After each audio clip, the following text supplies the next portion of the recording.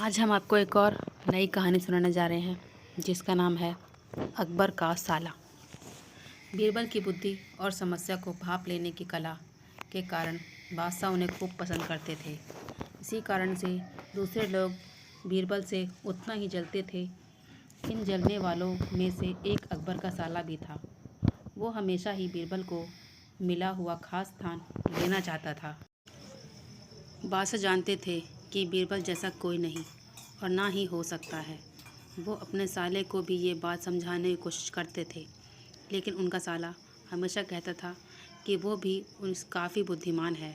इन सब बातों के कारण एक बार बादशाह के मन में हुआ कि अब ये ऐसे नहीं मानेगा, इसे कुछ कार्य देकर ही समझाना पड़ेगा।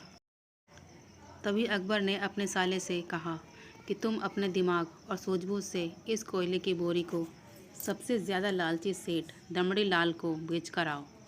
अगर तुमने ऐसा कर दिया तो मैं तुम्हें तुरंत बीरबल की जगह दे दूंगा। यह बात सुनकर अकबर का साला हैरान हुआ, लेकिन उसे बीरबल की जगह चाहिए थी।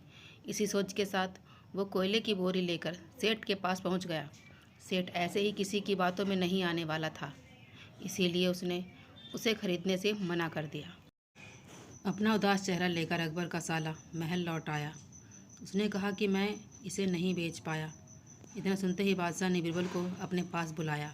उन्होंने अपने साले के सामने ही बीरबल से कहा कि तुम्हें सेठ दमड़ी लाल को यह कोयले की बोरी बेचनी है। बादशाह का आदेश मिलने पर बीरबल ने कहा कि आप एक बोरी बेचने के लिए कह रहे हैं। मैं उस सेठ को एक कोयले का टुकड़ा ही 10,000 में बेच सकता हूँ। यह बात सुनकर अकबर का साला दंग रह गया। अकबर ने कहा कि ठीक है, तुम एक ही कोयले का टुकड़ा बेच आओ। बादशाह का आदेश मिलते ही एक कोयले का टुकड़ा उठाकर बीरबल वहाँ से चले गए। उन्होंने सबसे पहले एक मलमल के कपड़े का कुर्ता अपने लिए सिलवाया, फिर उसे पहनकर अपने गले में हीरे मोती की मालाएं डाल ली और महंगे दिखने वाले जूते भी पहन लिए। इतना सब करने के बाद बीरबल ने उस कोयले के टुकड़े को सुरमा यानी काजल की तरह बारीक पीसकर एक कांच की डिब्बे में डलवा लिया। इसी भेष में वो महल के मेहमान घर में आ गए। फिर बीरबल ने एक इश्तिहार दिया कि बगदाद में एक जाने माने शेख पहुँचे हैं जो जादुई सुरमा बेचते हैं। सुरमे की खासियत में बीरबल ने लिखवाया कि इसे लगाने वाला अपने पूर्वजों को देख सकता है। यदि पूर्वजों ने कोई धन छुपा कर रखा है तो वो उसका पता भी बता देंगे। इस इश्तिहार के सामने आते ही पूरे नगर में बीरबल के शेख रूप और चमत्कारी सुरमे की बात होने लगी। सेठ दमड़ी लाल तक भी यह बात पहुंच गई। उसके मन में हुआ, ज़रूर मेरे पूर्वजों ने धन गाड़ रखा होगा, मुझे तुरंत शेख से संपर्क करना चाहिए। इतना सोचकर दमड़ी लाल शेख बने बीरबल के पास पहुंचा। सेठ ने शेख से कहा कि मुझे सुरमे की डिब्बी चाहिए। शेख ने जवाब दिया, बिल्कुल लीजिए, लेकिन एक डिब्बी की कीमत 10,000 रुपये है। सेठ काफ़ी चालाक था। उसने शेख से कहा कि मैं पहले सुरमा आँखों पर लगाना चाहता हूँ, उसके बाद पूर्वजों के दिखने पर ही मैं 10,000 रुपये दूंगा।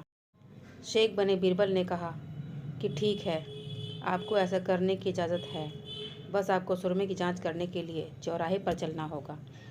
चमत्कारी सुरमा करिश्मा देखने के लिए वहाँ लोगों की भीड़ लग गई। तब बीरबल बने शेख ज़ोर ज़ोर से कहने लगे कि इस चमत्कारी सुरमे को सेठ जी लगाएंगे।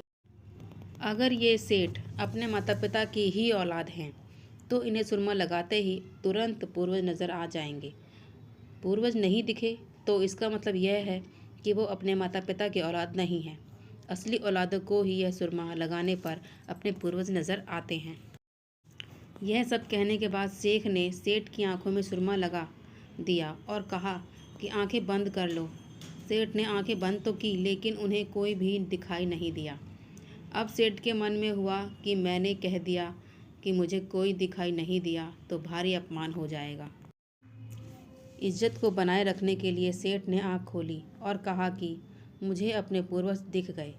इसके बाद गुस्से में लाल सेठ ने बीरबल के हाथ में 10,000 रुपये थमा दिए। अब खुश होते हुए बीरबल महल चले गए। उन्होंने कहा कि लीजिए बादशाह, एक कोयले के 10,000 रुपये, और सारा किस्सा सुना दिया। यह देखते ही बादशाह का साला मुंह बनाकर महल से चला गया। उसके बाद से उसने कभी भी बीरबल की जगह लेने की बात अकबर से नहीं की। इस कहानी से हमें यह शिक्षा मिलती है कि किसी से ईर्ष्या नहीं करनी चाहिए और अपनी काबिलियत को साबित करने के लिए बुद्धि का उपयोग करना चाहिए।